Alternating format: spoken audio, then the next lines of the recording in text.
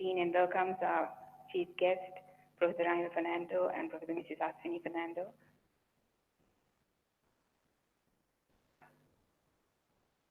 We cordially welcome the Vice Chancellor of the University and the chief guest.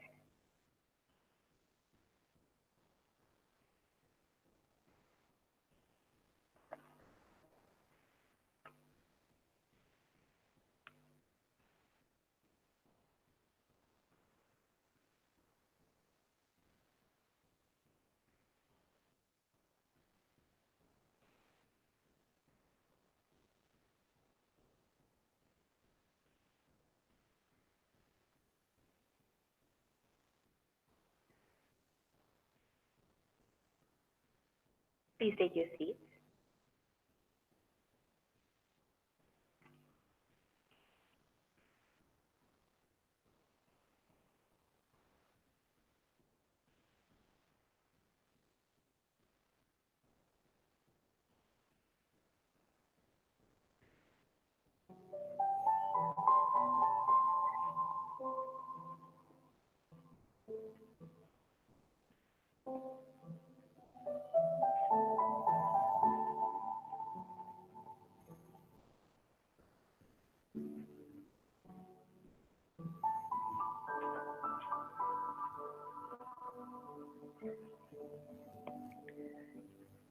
The 2015-16 batch of medical students of the Faculty of Medicine, University of Peradeniya.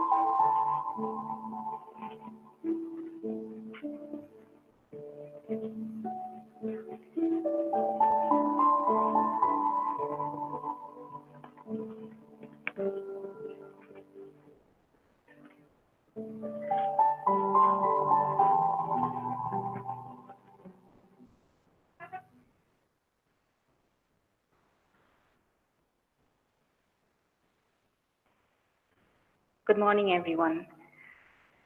The the chief guest, Professor Ranil Fernando, Professor Mrs. Fernando, Vice Chancellor of the University of Peradeniya, Professor Puldisanayaka, Dean of the Faculty of Medicine, Professor Asirya Begunawardena, Senate members, my dear teachers, colleagues, and my dear students.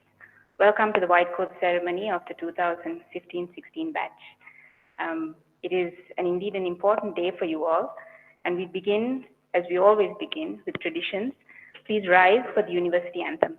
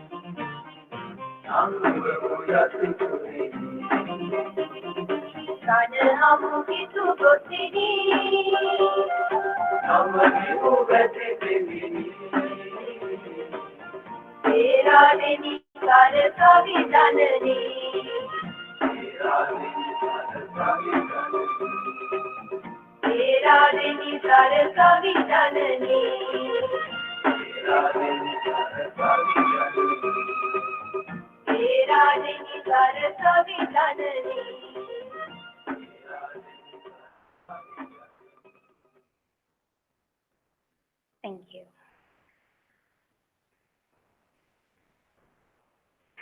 We continue our traditions, and to light the oil lamp, I would like to invite our chief guest, Professor Ranil Fernando, the Vice Chancellor of the University of Peradeniya, Professor Puldisanayaka, the Dean of the Faculty of Medicine, Professor Asirya Begunawardena, Acting Registrar, Mr. Saman Rajapaksha, the Bursar of the University, Mr. E.A.R.M. Edirisinghe, the Clinical Coordinators, Professor S.A.M. Kularatne, the Organizer of the White Coat Ceremony, Professor Tilak Jayalat, Chairperson of the Student Affairs Committee, Dr. Manoj Patirage, the SAR of our faculty, Ms. Samanthi Herath, the Senior Assistant Bursar, Ms. Anoma Dilrukshi, and representing the batch, Ms. Shanika Abesekara. Please rise for the lighting.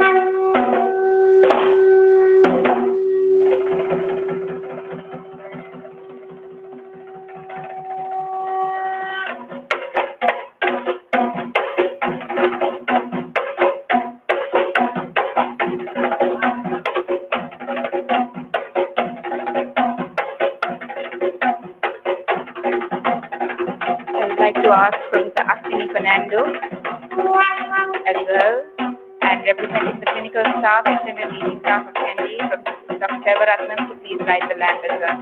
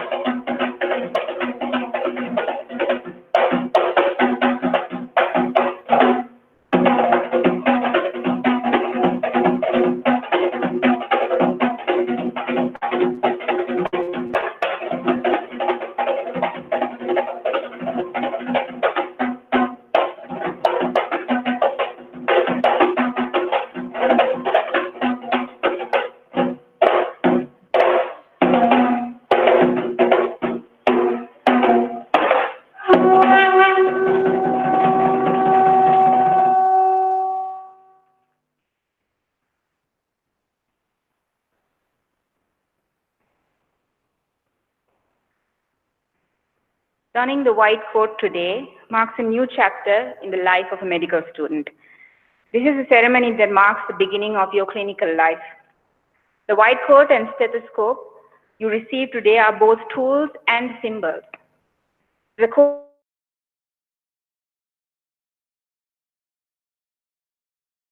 will carry you into the life sound, but they are more than just instruments. They also symbolize the responsibilities that we take on as medical trainees. The duty of care, kindness, and empathy that we have to our patients. The humanity and perseverance with which we must carry out our duties. Today marks all these things for all of you. It is a day for reflection indeed.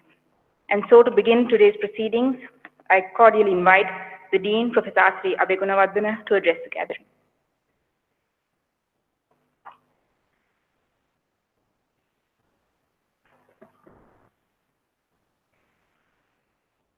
Good morning, everyone.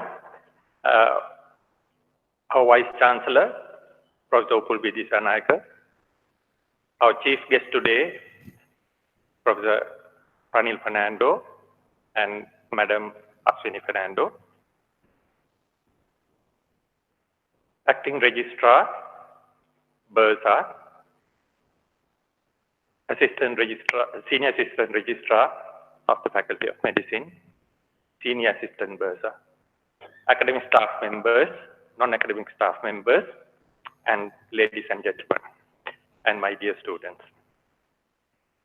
It's with great pleasure I welcome all of you for this gathering, where we will be presenting a white coat and a stethoscope for all the students who are here today of the 2015-16 batch. The white coat ceremony was actually started in somewhere in 1990s, and in our faculty, we started in 2009. It was the brainchild of Professor Ratnayake Mudiyanse, who initiated this process. I'm very thankful for him for doing that. Because white coat ceremony actually marks and symbolizes a very important milestone of your medical career. All these days, you would have been gathering knowledge during your A-level time and the first 2 years. But today onwards, you will have to gather knowledge as well as you will have to acquire skills.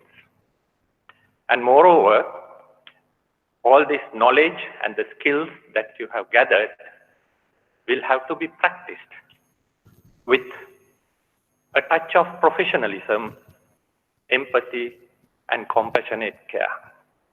So this is the difference.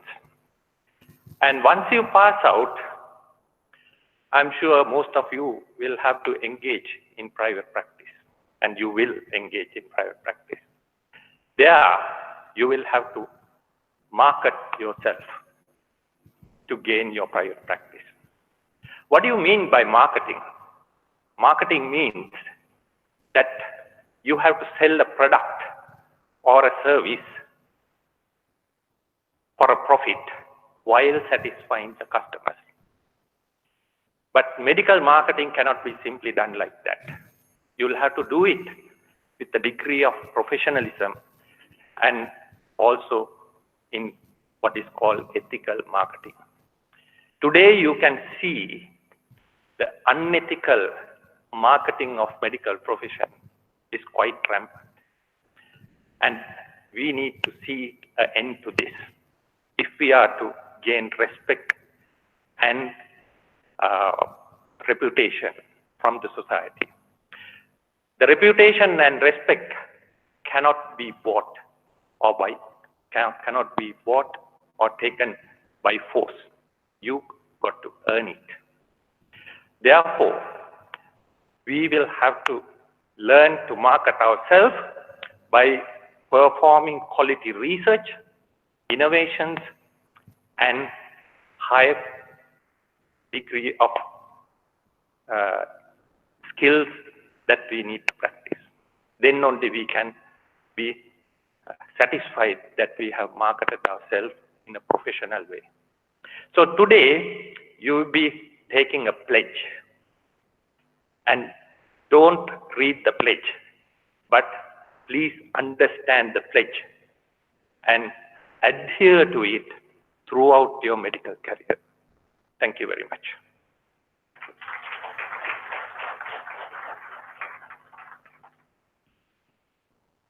Thank you, sir.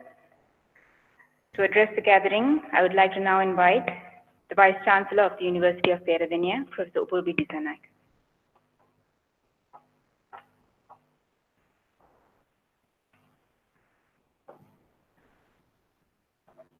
Professor Ranil Fernando, the Chief Guest, Madam Fernando, Dean of the Faculty, all other members of the staff, and my dear students.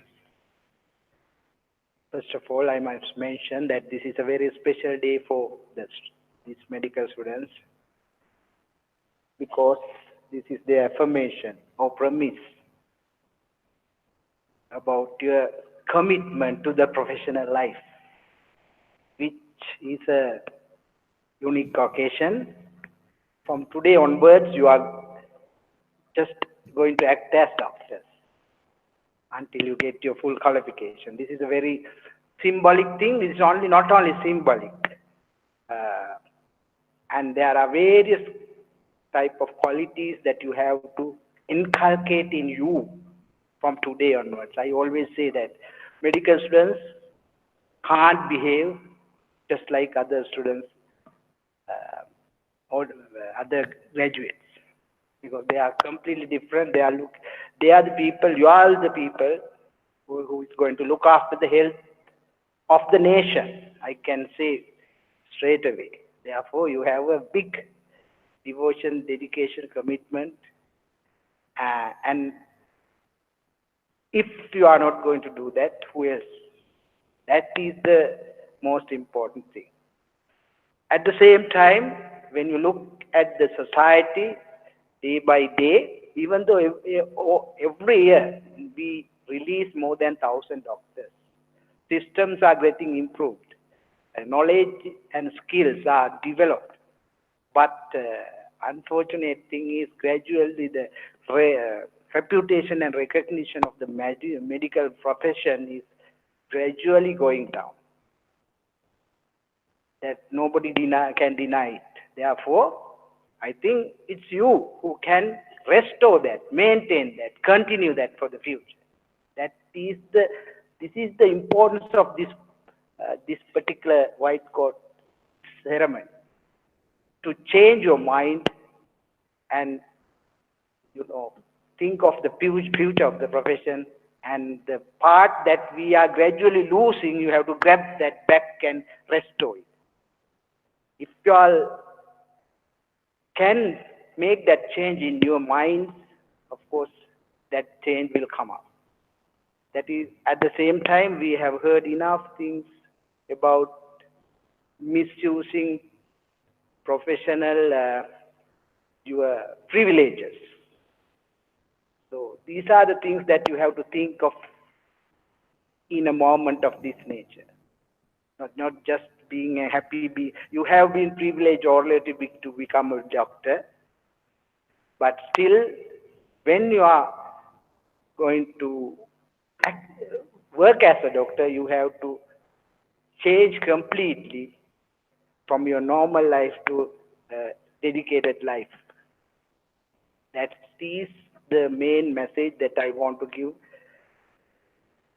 to all of you. From today onwards, of course, you can't, really you are going to see patients. Patients are the people who come to you when they are in desperation, when they have no answers. So all these issues you can't measure with in terms, in monetary terms. That is another thing. You can't value them in terms of money. Medical students and doctors have nothing to do with goddess Lakshmi, that I always say, who is abhorred by the wealth. But if you behave well, if you work well, if you do everything in order, goddess Lakshmi will come behind you. Then you are going behind her. That is the message that I want to pass in this morning. And at the same time, I would like to congratulate all of you who start your professional career from today onwards. And please be a real professional. Thank you.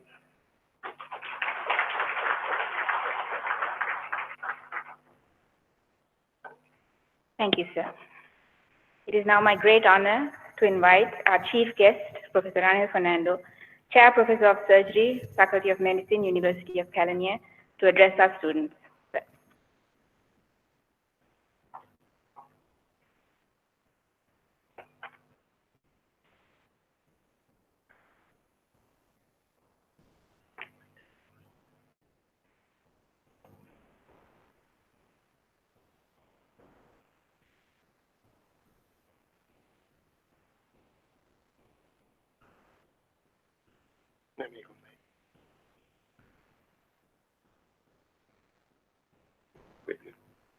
Good morning to all of you. Vice Chancellor, the Dean, all the academic staff, and the other dignitaries from the university, and my dear students. First of all, it's a great privilege for me to be here amongst you. So I'm very grateful to Professor R.C. Begunawardhan and the other staff members for inviting me to be the chief guest. And I also owe a word of thanks to Professor Galkatia, who suggested this to me some time ago. I was wondering what I was going to tell you this morning. I can see so many expectant, excited faces. I remember in my professional life how I was. So perhaps we will talk about a few things. And now I have been a teacher for more than 30 years, more than 35 years. So I'm going to share with you some of the experiences that I have gained in these 35 years. This may be not what you really want to hear, but I hope that this will help you in your professional career as a doctor. First of all, I was invited for the white coat ceremony. Can anybody amongst you tell me why doctors have to wear white? Why can't they wear black or red, maybe purple? That's nice. But they do wear white. What's the history behind this? In fact, this is actually a very recent phenomenon. Towards the end of the 19th century, only this turn happened. In fact, people were wearing black coats. Now you can see, you know, in these tiered seats, all the medical students are sitting in black, and the professor in the middle is also wearing black. Now that was the dress code for a long, long time, because I guess it intimidated people, it gave them a sense of authority, etc., etc. Nobody really knows exactly when the change occurred. This famous man is Professor Gross from Philadelphia, 1875. Now see the change in a few years down the road. Everybody, all the medical people are in white. And that's perhaps the time that the change occurred. They thought this white was to signify purity and some degree of serenity, soberism, and perhaps even a sense of authority. And you all are going to follow this tradition which started towards the end of the 19th century. So that's the history behind this white coat. And that's why all of us wear. But I think there's a more important message there. You must wear appropriate dress when you go to the wards.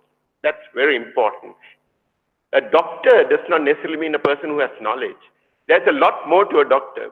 I always ask the medical students, which one of you would like to go to a doctor who is not combed his hair, is wearing a dirty shirt, is wearing slippers? Who would want to go to that doctor? Nobody. So don't go to the wards like that, because the patients don't want to see you like that. So this white coat ceremony has a lot of significance in that. But what I really want to talk to you today is about learning clinical medicine. When I say medicine, this is the whole of medicine. This is not the medicine subject. This is medicine, surgery, pediatrics, psychiatry, whatever you want to call it, all the bits in medicine. When we say we are going to learn clinical, that's what you're going to do from now on. What are you really going to do? What's the difference? So, first thing I want to talk to you about is learning. What is learning? If I ask any medical student, now this is something I really love to do. I ask medical students, what is it? What is learning really? See, when we are small, when we are born, nobody taught us to cry, but we know to cry to get attention. Nobody taught us to pee, but we know to pee. So learning starts from the time of birth. It is something, but each stage it is different. Learning is acquiring information and knowing a lot, yes, but that's not real learning. That is part of learning. What all of you have done just now is to acquire a lot of knowledge. But have you really learned? We don't know. That will be tested in the next 3 years. Is it storing information and reproducing? Now, you all are very good at this, at exams. Store, reproduce. And acquiring facts, skills, methods, yes, all this constitutes learning, but it's not the whole picture. Learning involves relating. Now we are coming to the real of it. Learning involves relating parts of the subject matter to each other and to the real world. Now you are beginning to practice this in the real world. So practice in the real world has a lot to do with learning, and that's what you will have to learn in the next 3 years.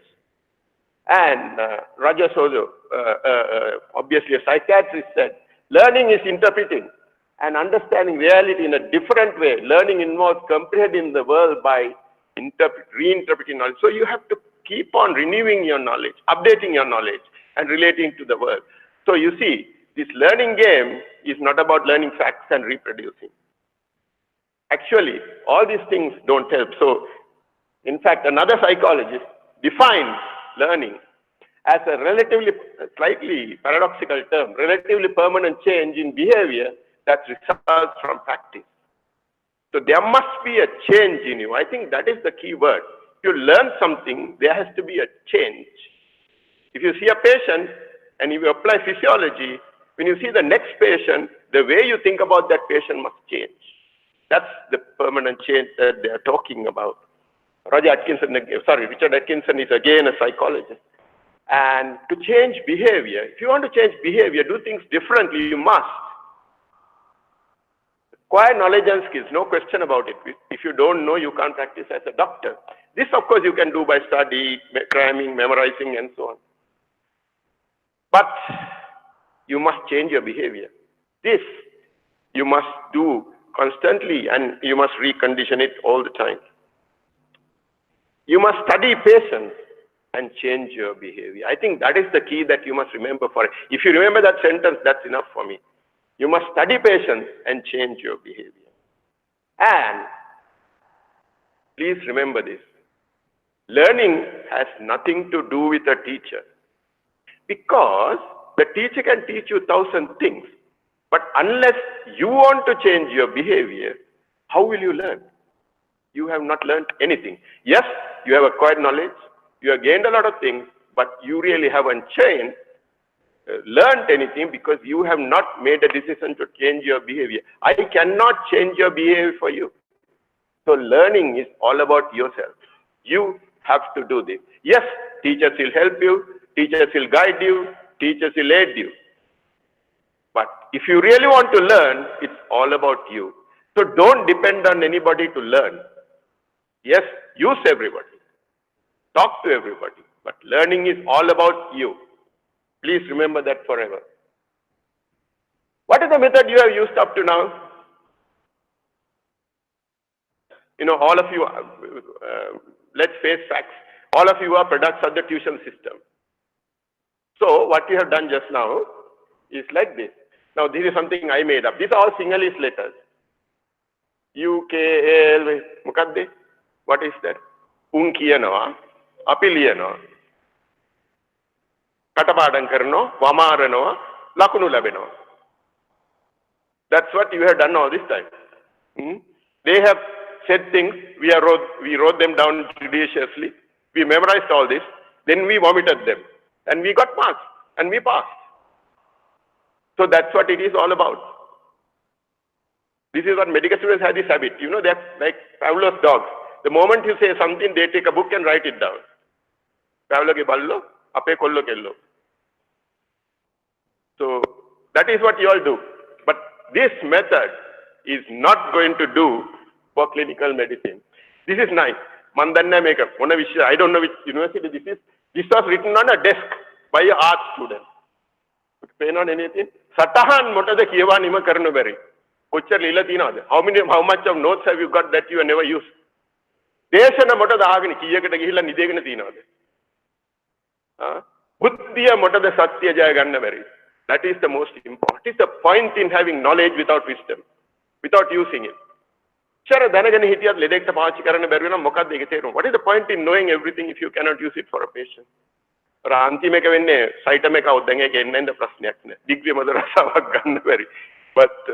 I really love this. I think this symbolizes your life up to now. That is not going to do for clinical medicine. You really need to change gear. You really need to think about it in a different way. This will not do for clinicals, that's right. There's another one. I really love this also. You see, this is Shastrapita, of course. You can put medical Vaidyapita also there. You come very enthusiastically to the university. All of you did that, right? You came very enthusiastically to the medical school. Even we did. Of course, now you are bound to a desk in front of a book, trying to memorize everything. Now you can see what's happening in the second year. You're getting a little big. Third year, you are a small parrot. Final year, you are a proper parrot. You can vomit anything. You can repeat anything. And then you go out saying Rasava DPO. So that's the way the art is. But this is what you all have been doing. Please try to move away from this way of thinking. Clinical medicine has nothing to do with this. So let me tell you a little bit about what to do in clinical medicine. It's very interesting to look at the definitions given in dictionaries about clinical medicine. I don't know whether you have done this. Said here, this is by direct examination of living patients. That's right. They emphasize living patients. You have to deal with patients. You see, study and practice of medicine in relation to care of patients. You see, now here you are examining, you are taking care of patients. It has nothing to do with memorizing. And then direct observation and communication. Now here communication is coming into. None of these things have we ever practiced up to now. So all these are new skills. I think the Vice Chancellor and the Dean identified all these things in their speeches. You have to do this. There we are, care again. So, you see, you really need to think in a different plane if you are going to do clinical medicine. Rote learning, that means memorized learning. It has nothing to do with clinical medicine. You need to memorize a few things, but the real learning comes from all the other aspects that we have discussed so far. What is the best? You might ask me, what is the best way to do this then? What do you suggest? You're talking so much about this. What do you suggest? Okay, let me give you a few things. Please remember, this is a very important diagram.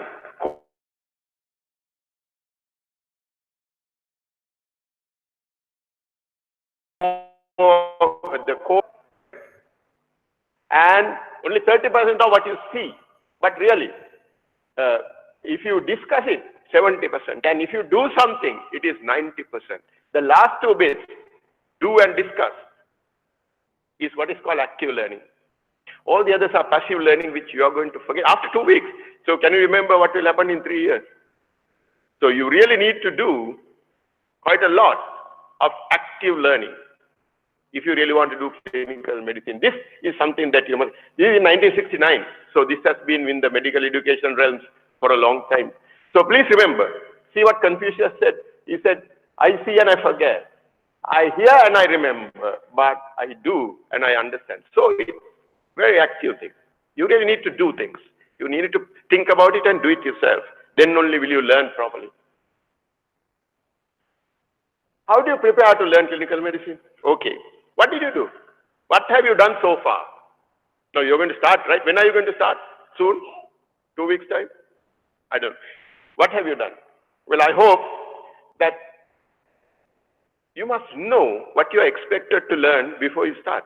So now you're going into the 3rd day clinical appointment. What are you supposed to do? What are you supposed to learn? Have anybody thought about this? I think you should. Is it physical science? Is it history taking? What are we supposed to do in the 3rd year? I think it's very important to think about it. Start with the basic textbooks. I hope all of you have textbooks, basic ones, to learn theory and to learn the clinicals. In surgery, for example, a small textbook for surgical theory and maybe Norman Browse for physical science, something like that. In Ragam, of course, we have this thing called clinical guidelines. I'm sure Peradeniya also probably has clinical guidelines for the medical students, and they have to mark it and so on. So get hold of these things. That's the first thing to do. What are the textbooks that I'm going to need? How am I going to read these things and so on? You must think about these things. And of course, why don't you speak to your seniors? Please speak to somebody who has passed exams, not somebody who has failed exams. Somebody who is a success and not a failure. So talk to the people who have done it already. I hope some of you have done this. Very important. And yeah, that's another one I always tell students.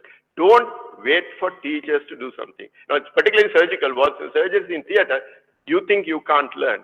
No, there is a lot you can learn. The surgeon is not there. Because learning is about you.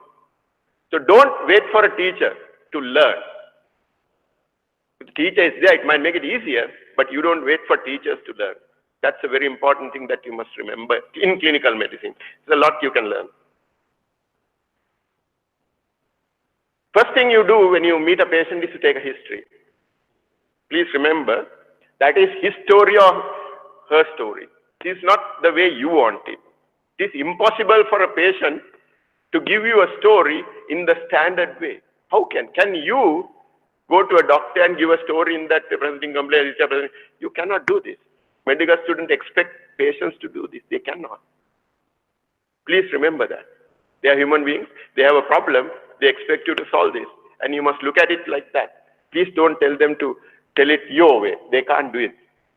I always tell the secret of a good history is a good conversation. Have a good chat with the patient. Don't stick to all these various given guidelines and various things. Have a chat.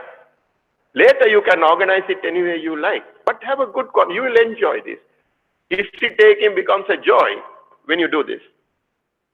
And patients cannot describe according to your thing, history of presenting complaints, etc., etc. That's how you organize it, but that's not the way you take a history. Please remember that. And always there must be a complaint and a duration, because it will give you an idea about what to do and what the disease is likely to be. And I always tell students, at least think of 1 or 2 things that it could be. Always think of 1 or 2 diagnoses. I know that in the 3rd year it might be a bit difficult, but get used to this, because that will be the rest of your life. That is how you should practice. As the patient tells you, think of, central pain, shift into the right side, maybe appendicitis, like that. You begin to think like, you start your thought process right from the first bit of communication you do with the patient. And at the end, you can then organize the history in the prescribed manner. But that is not the aim of history taking. Okay. And masking a possible diagnosis. Again, Sinhala Vachana Dekat. AA technique. Our students' technique is called AA technique. Atta Dhanava, and what are they? Ahuna Tahuya. You will never find anything. Unless your brain tells, your hand will never feel anything. So you need to do a focused examination based on your history. It's likely to be so I'm looking for tenderness on the right side. You know, it must be like that. Unless you're focused in your examination, you are never going to find anything with the AA technique.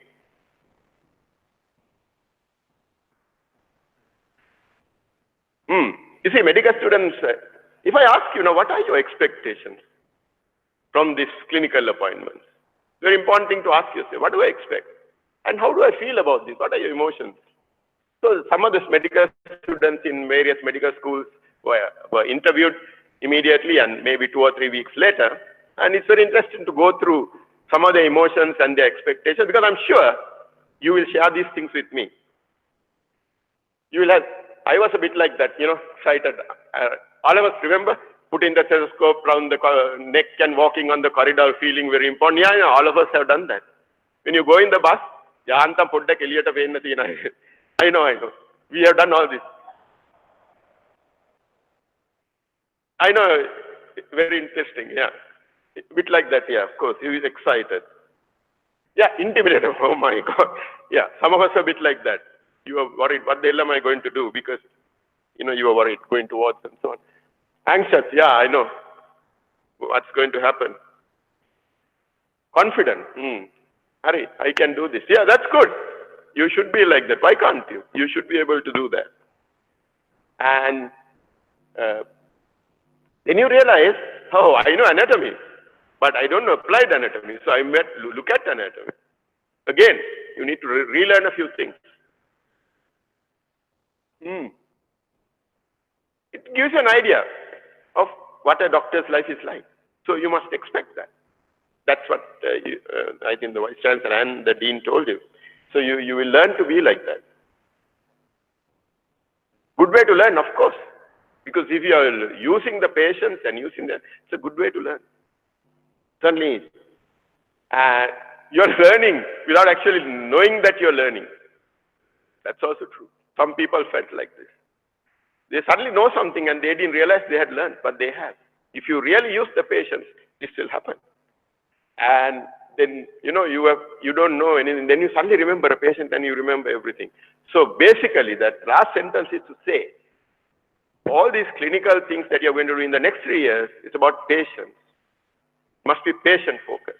And you learn from the patient. How do you make it happen? Patients are the best textbooks. Study them and work hard. You see, the third sentence, you must develop what is called clinical reasoning skills. Everything must be based on reason. This patient has this symptom, therefore, most likely things are A, B, C, but the other bits are like this, therefore, the most likely, you know, the power to reason, not to memorize, to reason, to think. Another favorite of mine, use a lot of common sense. Use a lot of common. Let me tell you, I've been in this game for about 40 years now. More than 50% of what you do will be common sense. Unfortunately, the rarest sense in a medical student is common sense. So you need to develop a lot of common sense. So please use common sense. Common sense first. Use the medical knowledge after that. If you do it that way, you will find it a very interesting thing. This I always say, don't try to write everything. You cannot. And you will never use it. Think of all the notes you have that you are not used. Why do you want to add to that? But always try to write down a few things that are important, with reasons, from every patient, every day. 1 or 2 things. If you learn, that will be a great collection at the end. And it will make you a good doctor. Practice being professional. I think this was emphasized even previously. What does this mean? It means practice etiquette-based medicine. What is etiquette-based medicine? Etiquette is a code of conduct. What is that? What is that? Very easy, you can refer this up. New England Journal of Medicine, May 2008 summarizes this very nicely. Now remember, this is from the New England Journal of Medicine in the United States. So some of these things are not applicable to Sri Lankan patients. So you modify them as you need them. Ask, it's very important. Please, do you realize how fortunate you all are to be medical students in this country? I don't think you do. See, if a medical student tells one of our patients to stand on their head, they will try to do this for you. Nowhere in the world will you find patients like this. Nowhere in the world, let me tell you, I worked in many parts of the world, but nowhere in the world will you find patients so obliging, trying to comply with every request that you make. Do they ever complain that you punctured them 5 times to take blood? No, they don't. So please, you need to respect them as human beings. Talk to them and ask permission. That's enough. You don't need to make speeches. But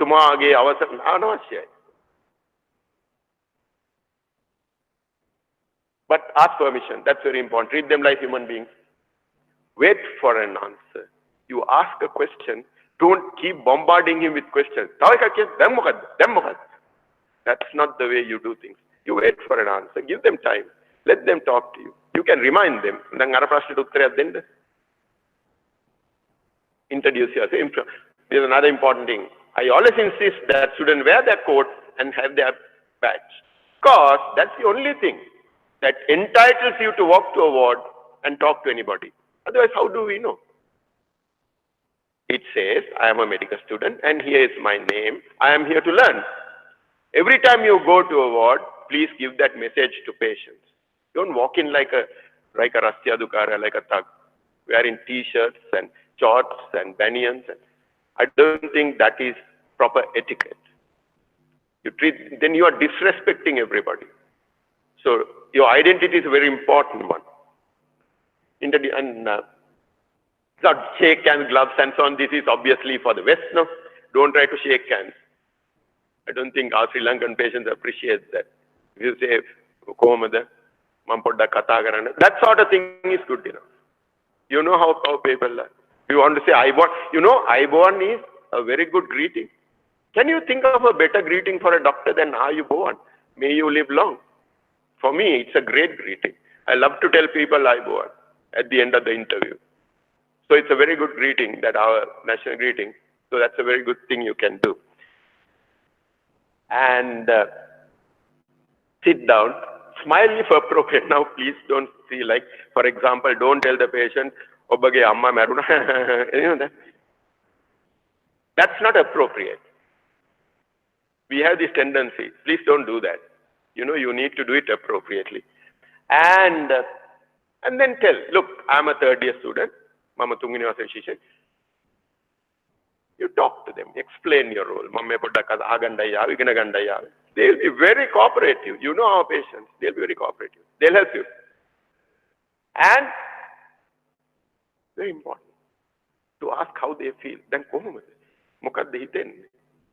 they will be talking to you a lot more if your approach is like this, rather than somebody sitting in front and trying to write down notes.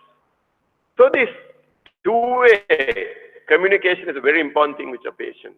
These are only some guidelines. This is not the be-all and end-all of etiquette-based medicine, but these are essential components of etiquette-based medicine. Learn to be a good doctor. Now, this is another favorite of mine, because I want to know who is a good doctor. I hope and I pray that all of you want to be good doctors. So then, if you want to be somebody like that, you must have a definition of that person. Who is that? Who is a good doctor in your mind? Who is a good doctor who knows a lot? Doctor who has the latest thing? I'm afraid not. Hippocrates, the father of medicine, defined this many thousands of years ago. What he said was, a good doctor, first of all, comforts always. The person who is able to comfort always. Think about this.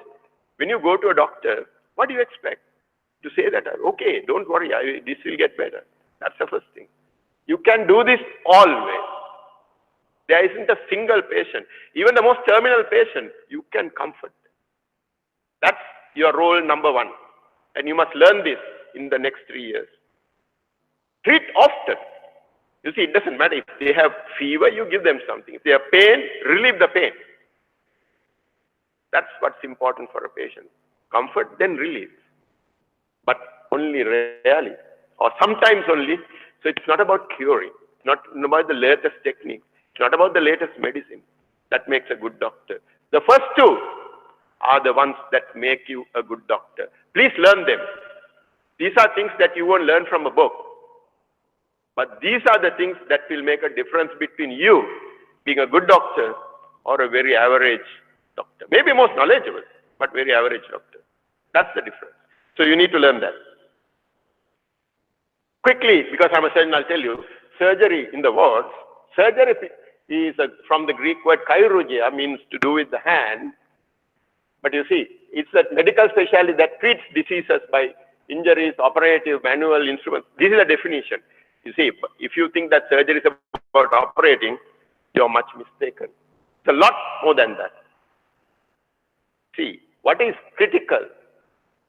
What happens before surgery and after surgery is the most important part in learning surgical care. So please pay attention to that. What happens in theater is only part. Of course, if you cannot operate, you can't be a surgeon. That is true. But that's not the most important thing. I'll tell you, far more difficult to decide not to operate than to operate. So therefore, please learn those bits before and after. That's very important as much as what happens in theater. So talking about surgery, I think this was told before, you need to learn skills, not only in surgery, but even in other subjects. So what is the key to learning a skill? You see, when we were medical students and perhaps even SHOs, it was like this, trial and error, old way. See one, do one, then you teach one. Now, this method is no longer valid. You mustn't do this. How would you like somebody practicing this on you? Nobody does. But you don't mind doing it to patient. No, I don't think that applies anymore. This also has a medical education theorem to this. This is called the Miller's triangle of learning a skill. You know the theory part of it.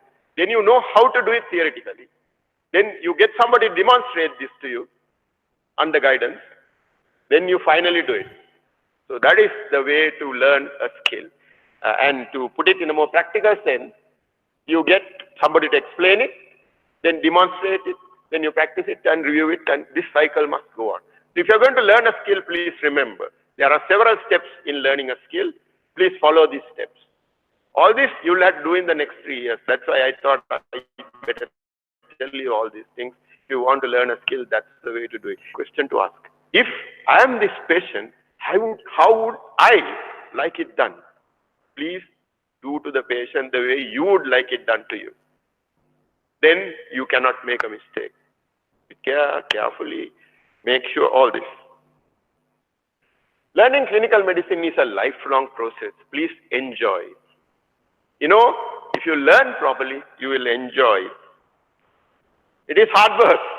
I have no doubt. If you thought first 2 years were hard, let me remind you, it's going to be 10 times harder when you are doing clinical medicine. You need to balance two things. You need to do the paraclinical subjects and the clinical subjects. So it's going to be 10 times harder. Don't have any doubts about this. Don't let anybody fool you about this. It's not easy, it's hard. I can't help it. That's the way it is. There's an art and a science to practice of medicine. It is the art that is most difficult to learn. Pay attention to the art, the way to talk to patients, to communicate, the way to do things, you know. Learn to practice art of medicine. Cicero, the famous Roman philosopher, said, in nothing do men more nearly approach the gods than in giving health to men. I think all of us know this. See, when a person is ill, he is at his lowest ebb, in the lowest point in his life. And you, as a doctor, is able to make him better and get him to something near normal. And that is why doctors appear like gods to some people. So please don't lose that respect people have for you. And I know that some of our colleagues, their behavior has lost some of this prestige for us. But I'm sure the younger generation will try and put this right. And please remember, first principle in medicine, primum non nocere. That means first, do no harm. Sometimes your treatment is worse than the disease itself. Please don't do that. You have overdiagnosed, overtreated, over-investigated. Don't do any of these things. Because the first principle is, first, do no harm. I want you to remember this. I want you to remember this. 3 years of hard work with dedication. Let me tell you also, there will be many frustrating days. There will be many hard days, and you might want to give up medicine. You know, I have this thing. I always ask medical students in the final year, if you are given a chance, will you do medicine again? You know how many will say, yes, we will? Less than 10%. That's because it's hard, but you don't know the reward. That's why. You will feel exhausted and hopeless. Of course, all of us have gone through this. Then you start blaming everybody from the dean. They don't understand anything. We are the ones with the problems. Dean, what does he know? What do the teachers know? What does the professor know? We are the ones with the problems. You start scolding. I know, we have done all this. So, you may be giving up, but don't. Persevere, and I'm sure you will succeed. Good luck. Please remember, in the end, I can tell you one thing. There is no other job, with apologies to all other professions, that will give you the same degree of satisfaction like medicine. So it is in the end, and I'm sure you will do well. Good luck to all of you, and thank you very much.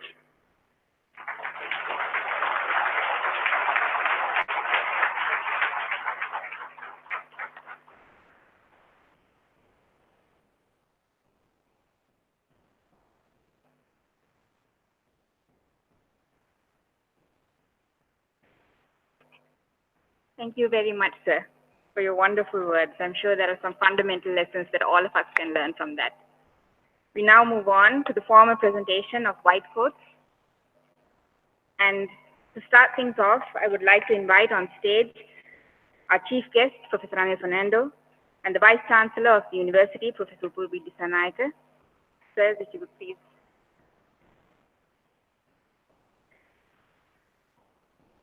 Students, it's your turn now. All the best for your clinical careers. We will start. Ms. T.T.G. Abesekara, Mr. P.A. Abekon, Ms. K.S.A. Aberatna, Mr. A.M.S.R. Adhikari, Mr. A.M.C.M. Adhikari.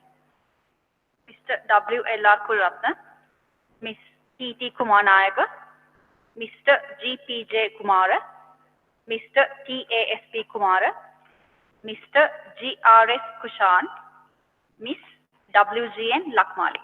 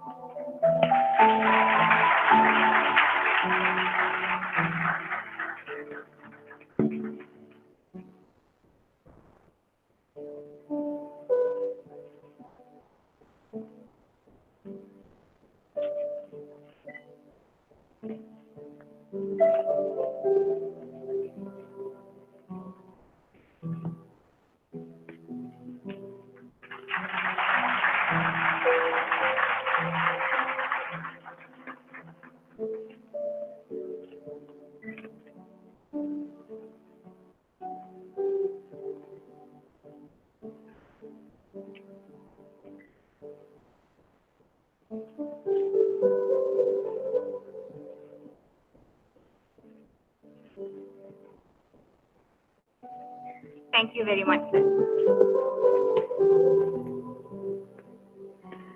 To present to the next students, I would like to invite the Dean of the Faculty of Medicine, Professor Asira Abhigunawardana, and Professor Aswini Fernando to the stage. Students, Mr. M.N. Ahmed, Ms. A.E. Alhakon, Ms. A.A.Lis Amaraskon, Ms. A.M.U.N. Amarampati, Mr. K.C.C. Amaratunga. Mr. GMD Lakshan, Miss DM Lianage, Miss LNM Lianage, Miss N Lojita, Miss WMP Madhu Bandar.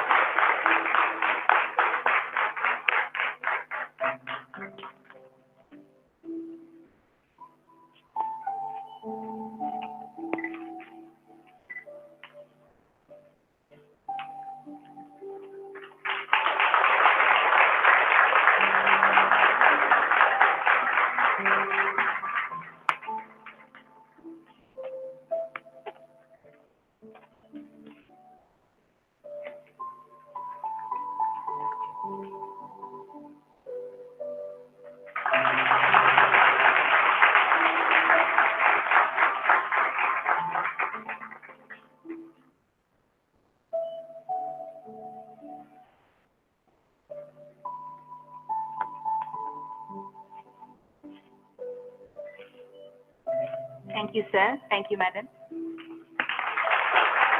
To present to the next student, I would like to invite Professor Vajra Veerasinghe and Dr. S. Sevaratnam to the stage. Students, Ms. M.M. Amaratunga, Ms. L.K.S. Arunodi, Ms. A.E.S. Atukorala, Ms. B.A.R.R.A. Bamanuarachi, Ms. H.M.K.V.P. Bandara. Miss GGP Madhubashini, Miss JST Madhushika, Mr. RALP Madhushankar, Mr. HHD Madhushankar, Miss GKD Madhushankani.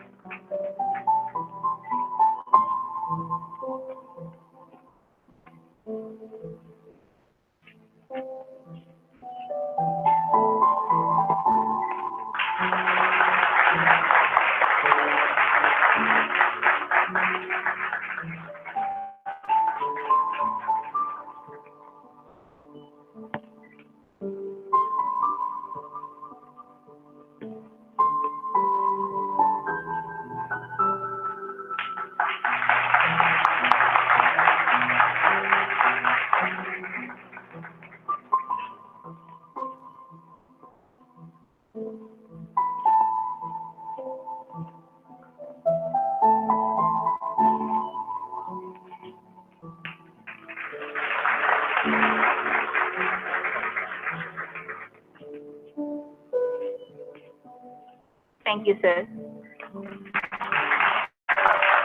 present the next course, I'd like to invite Professor S.M. Kularatna and Dr. Asela Disanayake to the stage. Students, Mr. H.M.T.N. Bandaranayakan, Ms. N.M.T. Buddhika, Mr. G.K.D. Chalangana, Ms. S.W.K.K. Tamani, Ms. K.K.G.K. Chandika, Mr. M.M.P.D. Mahipala, Ms. K.A. Malisha, Ms. M.M.J.P. Manamperi, Mr. I.C. Manavaduge, Mr. M.P. H.H. Marasinghe.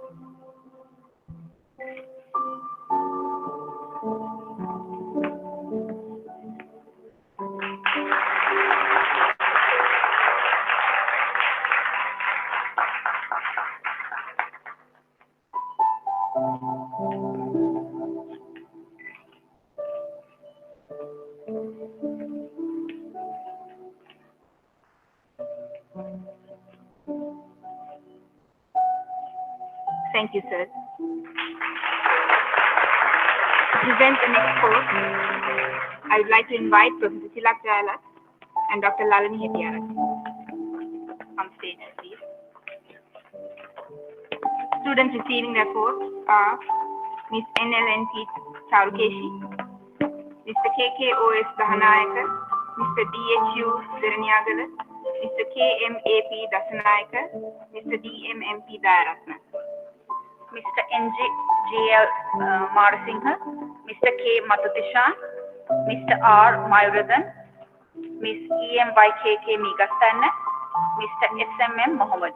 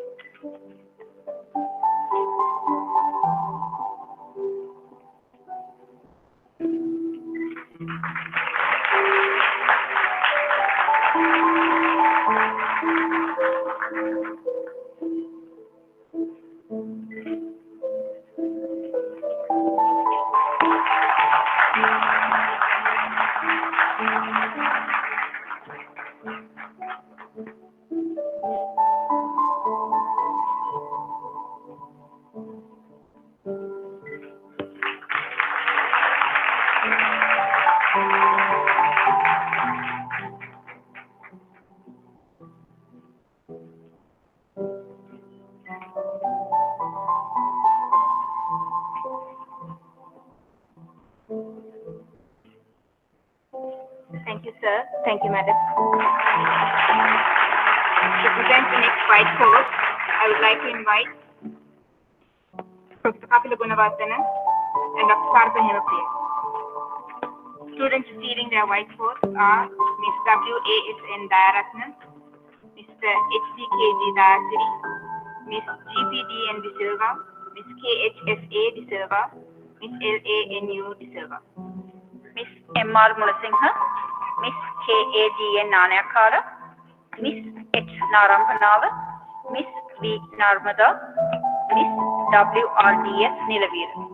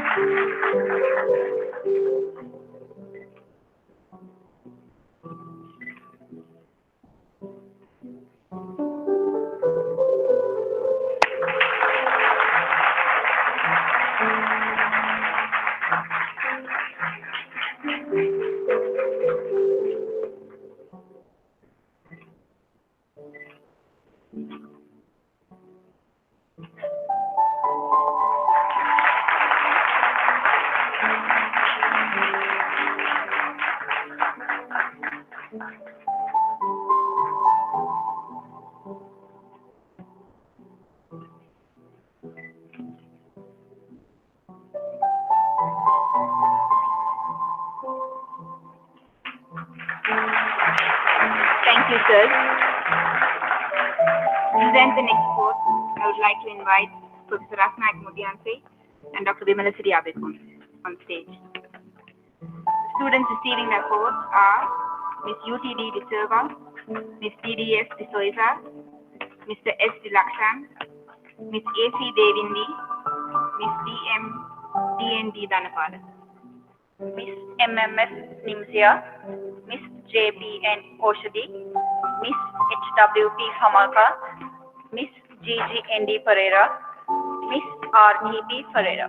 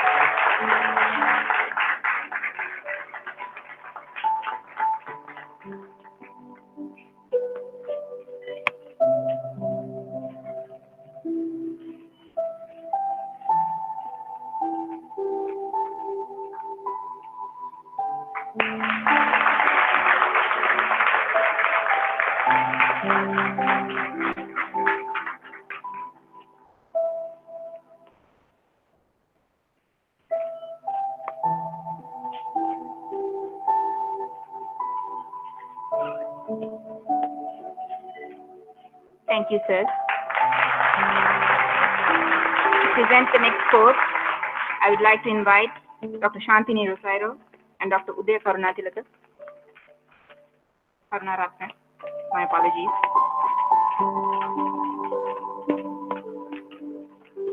Students receiving their codes are Ms. K.A.C. Dilhani, Ms. W.G.G.A. Dilhani, Mr. M.A. Dilshan, Mr. U.K.A. Dilshan, Ms. D.M.B.C. Disanay, Mr. R.P.K.C. Peradeniya, Mr. T.H.D. Pramodit, Ms. J.V.V.S. Premaratna, Mr. W.G.M. Priyankara, Ms. T.D.M. Rajpaksha.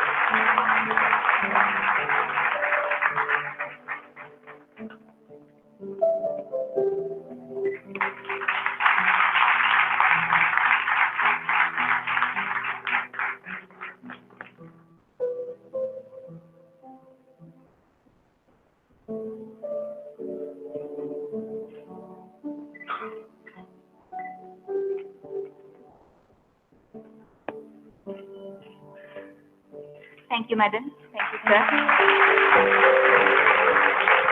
To present the next course, I would like to invite Professor Vasanthi Pinto and Dr. Saman Karunatilaka on stage. Receiving their course are Ms. D.M. W.D.K.D. Disanayakar, Ms. H.M.Y. Disanayakar, Mr. C.S. Edirisinghe, Mr. E.S. Ms. E.S.Y. Edirisinghe, Ms. K.W. Edisurya, Ms. T.D.P.K. Rajpaksha, Ms. A. Rajaratna, Ms. R.A.S.P. Rajasinghe, Mr. A.R.M. Rakis, Ms. D.M.H. Ramaka.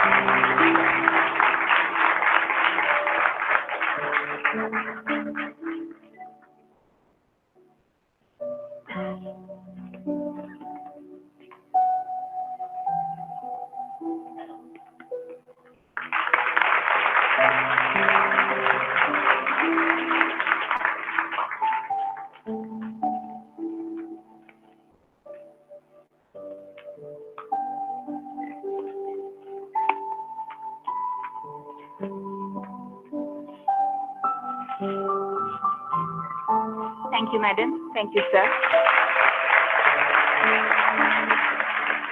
To present the next course, I would like to invite Professor Roshita Vaduge and Dr. W.N.C. Narampanava to the stage. Receiving their course are Mr.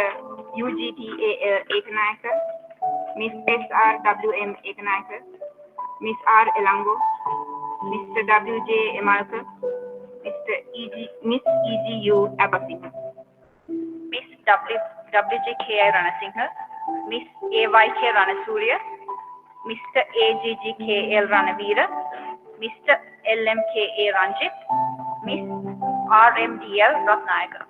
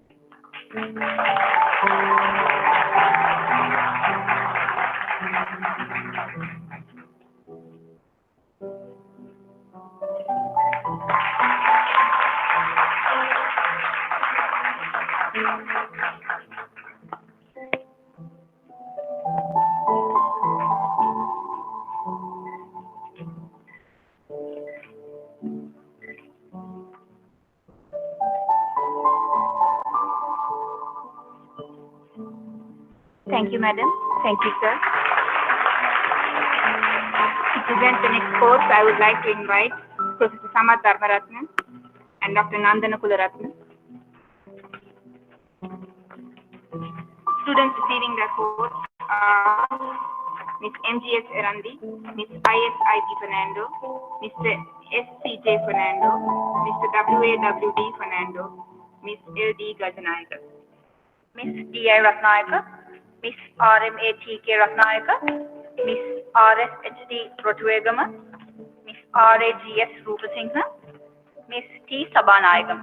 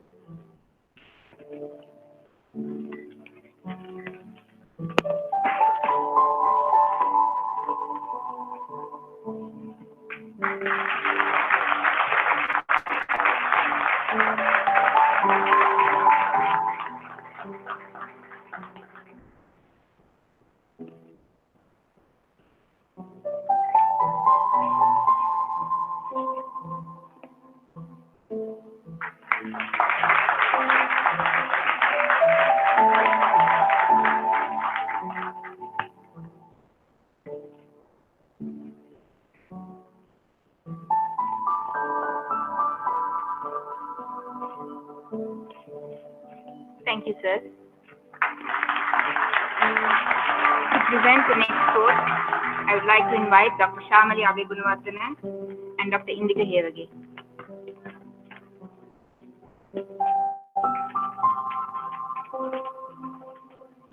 Students receiving their codes are Miss K.T.N. Gimhani, Miss L.A.S.S. Jnanaratna, Miss A. Gopala Pillai, Miss S.P.P. Gunaratna, Miss G.L. Gunaratna, Miss K.D.Y. Gunasinghe, Miss JLLL Sachindra, Miss SF Sahina, Miss SHMRKR Samaradivakara, Mr. SMKGH Samarakon, Mr. SKCM Sampath, and Miss BWJ Samudita.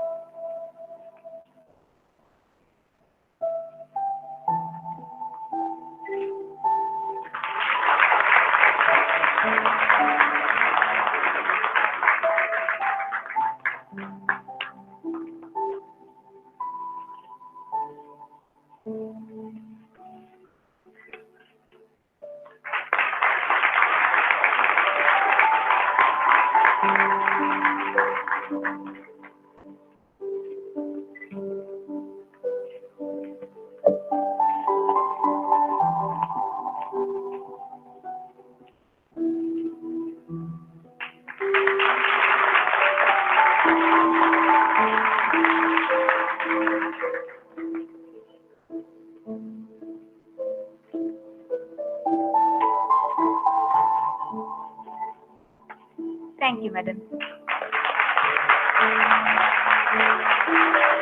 present the next course, I would like to invite Dr. Tushar Kudagamani and Dr. Sulochana Vijaykumar. Students receiving their course are Miss ADSU Gunavardhana, Mr. AGD Gunavardhana, Mr. ACB Gunavardhana, Mr. BAKM Guyel, Miss MHS Hafsa, Miss KI Handapangodu, Miss K.Ch. Sandipani, Miss K.Ch. Sanjeevani, Miss M.A.M. Sanjeevani, Miss M.V.N. Saptarani, Miss J.N.S. Seelanatha, Mr. D.M.B.T.J. Senanayak.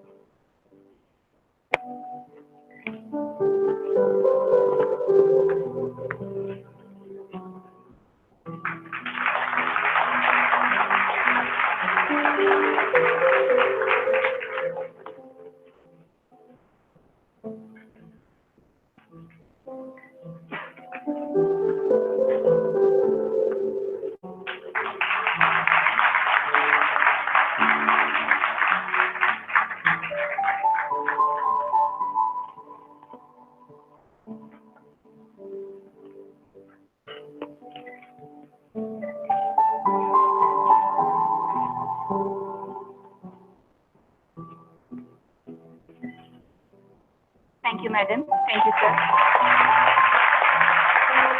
To present the next course, I would like to invite Dr. Chatur Ratnayake and Dr. Sakundala Jati. Receiving their course are Ms. H.S.R. Hapuarachi, Ms. N.D.N. Hapuarachi, Mr. H.M.S.H. Herat, Mr. H.A.A.U.S. Chettiarachi, Mr. S.C. Hevagampalage, Mr. A.M. Istam. Miss ELAKH Sewandi, Miss HKSP Sominda, Mr. DGRD Sumanasekara, Mr. LM Suryarachi, Mr. SE Suryarachi, Miss TMAD Tennakon.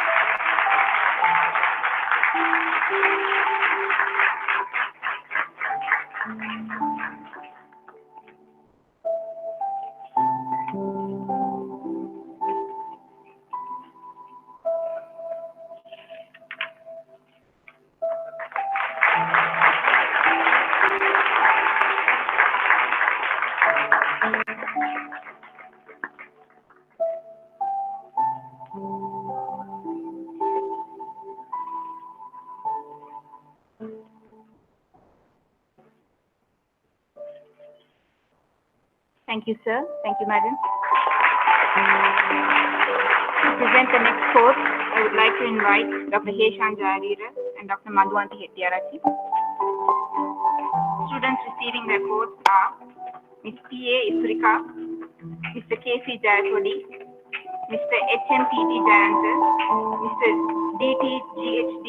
Jayaratna, Ms. A.H.M. Jayasekara, Ms. L.R.D.C. Jayasena. Mr. M.A.M. Thalha, Miss S. Tanachayan, Miss L.A.U. Tarangani, Mr. J. Tharujan, Mr. B.W. Tilagaratna, Mr. N. Tishankan.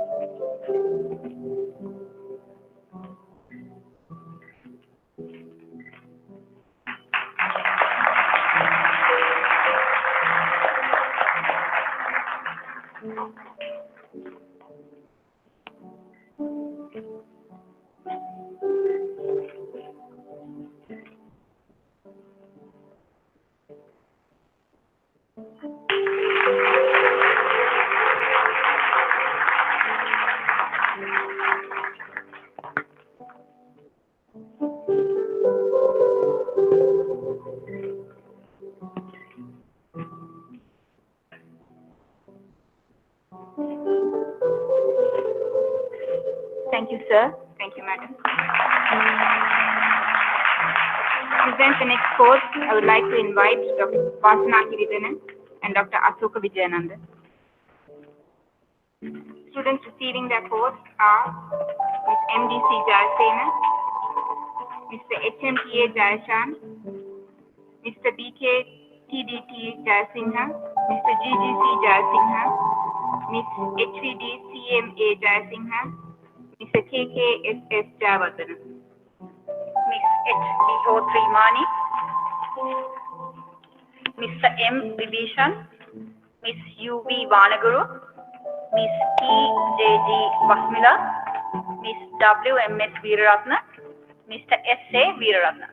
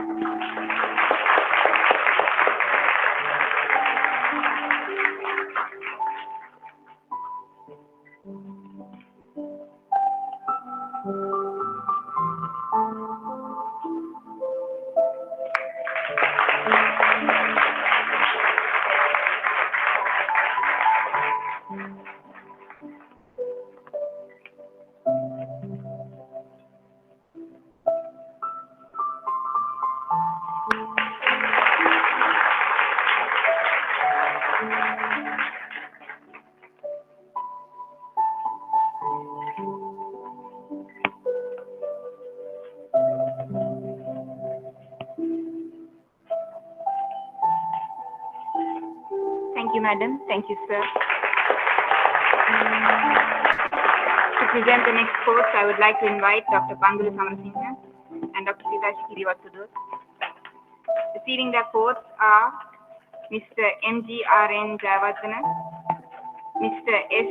Jeevaruban, Miss S. Jayaraja, Miss S. Kamalanathan, Mr. P.K. Karunamuni, Miss K.M.S. Karunaratna. Mr. M.B. Veerasingha, Miss WMCA Veerasurya, Mr. W.A.T.M. Vikramarachi, Mr. M.B. Vikramaratna, Miss H.D.R.Y. Vikramasingha, Mr. H.V.S. Vikramasingha.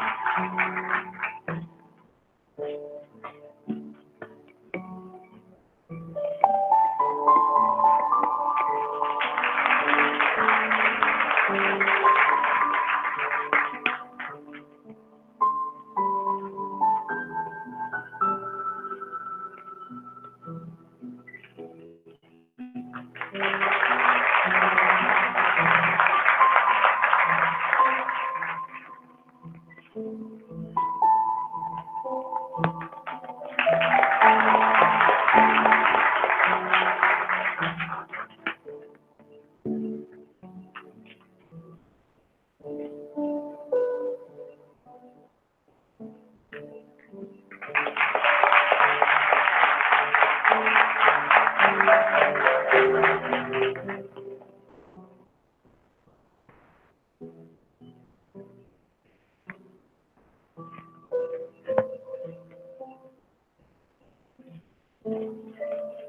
you, madam. Thank you, sir.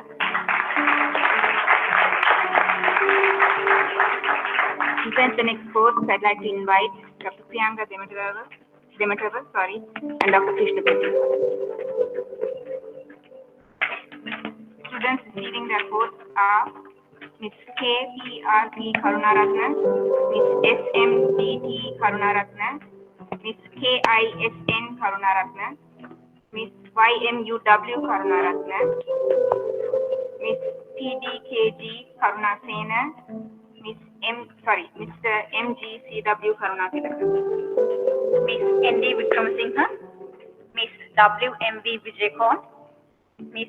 C.U. Vijayasinghe, Ms. K.G.S.T. Vijayasinghe, Mr. W.W.M.N.L. Vijaytunga, Ms. S. Yogakumar.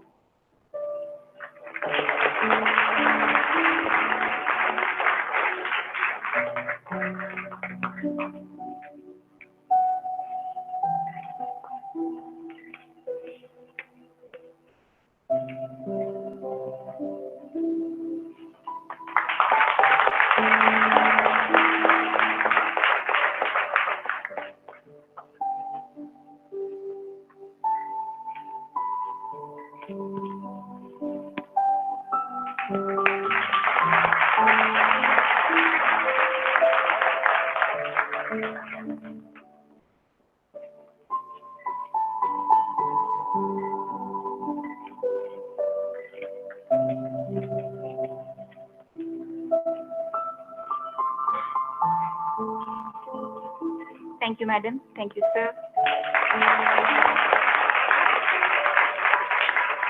And to present the final set of quotes, I would like to invite Dr. Priyanka Dissanayakar and Dr. Ruwan Prematilaka to the stage. Students receiving their quotes are Mr. N. Karunyan, Ms. D.A.K.S. Kapuni, Ms. K.K.G.H. Kaushalya, Mr. R.S. Kirivandala, Mr. K.K.K.S.M.A. Kodikara, Mr. G.M. Kodipili, Mr. I.S. Kotalavala, Ms. S.A.M.D.A. Kularatna, Ms. K. Yogalingam, Mr. Y.J. Yoshan, Ms. Manju Tamang, Ms. Dawa Zangmo, Ms. Rinchen Zangmo, Ms. Ridaya Kefli, Ms. Dichan Choki, Ms. Pema Laki, Mr. Kingsang Sherry.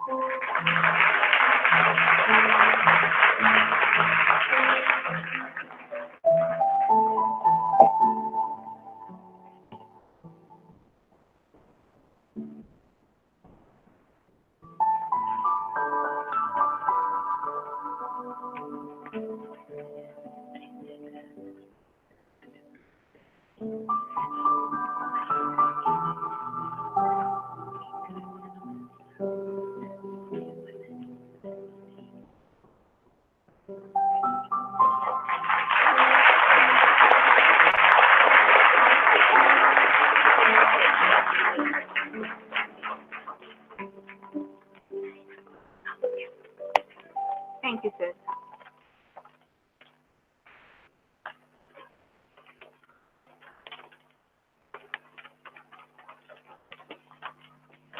Students, congratulations on receiving your white coats and stethoscope. It is now time to take your pledge.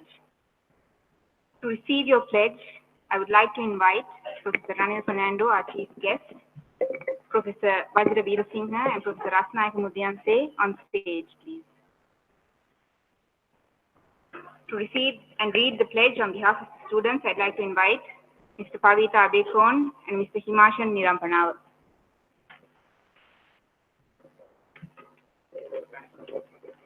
Apologies, Mr. Himashan Nirampanav.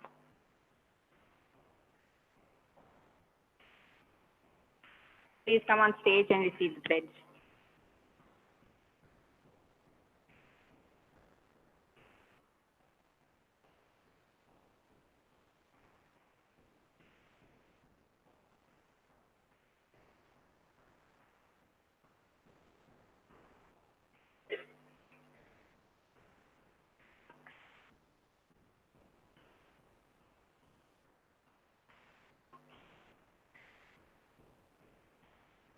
Please rise.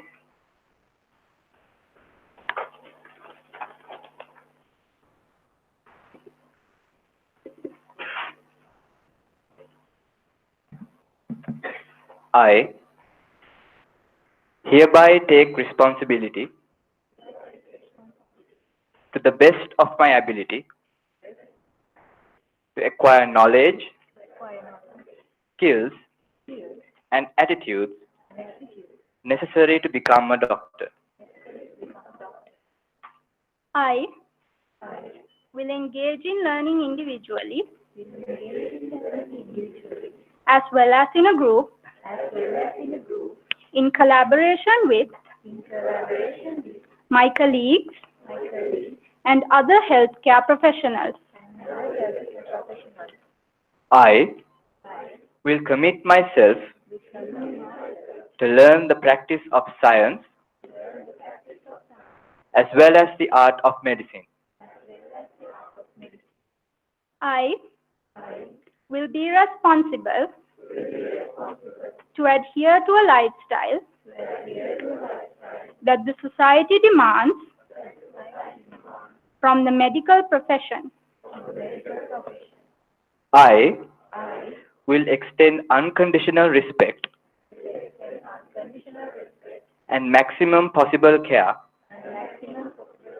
towards all patients, irrespective of their social status, attitudes, or behavior. I will always respect the principle of sharing information while maintaining professional secrecy and my personal limitations in divulging information. I will never introduce myself as nor pretend to be a doctor during my undergraduate period. I appreciate and acknowledge the contributions and commitment made by patients, teachers, healthcare professionals, my parents, and the society at large in my training with gratitude. I will never exploit relationships with my patients for direct or indirect advantages. I will stringently adhere to expected ethical behavior laid down by the Sri Lanka Medical Council. I will learn patient expectations from patients and maintain my conduct and behavior to suit the expectations of society. I will abide by the rules and regulations of the society, Faculty of Medicine, the university, and the hospital, where I will be gaining my clinical experience. I will dress appropriately at all times and especially when I interact with patients. I will continue to communicate with my guardian and family members and ask for help from them as well as the faculty members. I will cultivate empathy, communication skills, and patient-centered attitudes within me. I will continue to engage in my family activities and other social activities during my undergraduate period.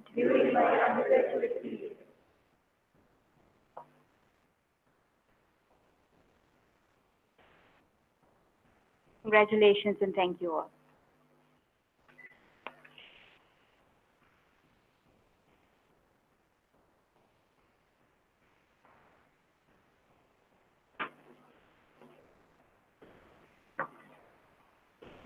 Please be seated.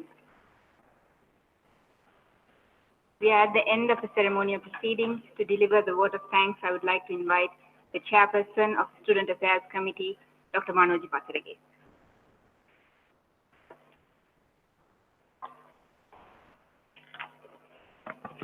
Thank you. Professor Anil Fernando, the chief guest today, and Madam Aswini Fernando. Special invitees, members of the staff from Teaching Hospital Kandy, Srima Bandaranaike Specialized Hospital, Teaching Hospital Peradeniya, and Faculty of Medicine, and students of the batch of 15-16. It is my pleasant task to thank all of you whose presence here made this event a success. Vice Chancellor Sir, though you left early, we are very grateful to you for gracing this ceremony despite your busy schedule. Your presence here added glamour to the event. Professor Anil Fernando, our chief guest today, thank you so much for that inspiring lecture, sir. I'm sure it made a positive impact on the students who are starting their journey of clinical medicine today. Madam Aswini Fernando, thank you for gracing this occasion. I wish to thank Dean, Faculty of Medicine, all academic staff members, registrar, bursar, directors of hospitals, and other special invitees and distinguished guests who accepted our invitation and came today to grace this occasion. My special thanks go to the Senior Assistant Registrar, Assistant Bursar, and the Deans of Staff of the Faculty of Medicine. I wish to express my gratitude to the other non-academic staff members who helped in numerous ways. Next, my sincere thanks go to Professor Tilak Jayalat, Professor Vasanthi Pinto, and Professor Kapila Gunawardena for their guidance and help given me throughout the organization of this event. I would like to thank our compeers, Dr. Champa and Dr. Sanwari. My special thanks go to the Technical Resource Center of staff of the Faculty of Medicine who undertook the organization of the audio-visual aspect of this program. Further, I would like to thank Studio Amma for their support given in photography. Finally, I wish to thank all my colleagues in the academic staff who took time off from their work to be here today to make this event a success. My dear students of 15-16 batch, you are starting a new journey with clinical medicine, so I hope you will get the maximum benefit from it to succeed in your academic career. Have a good day.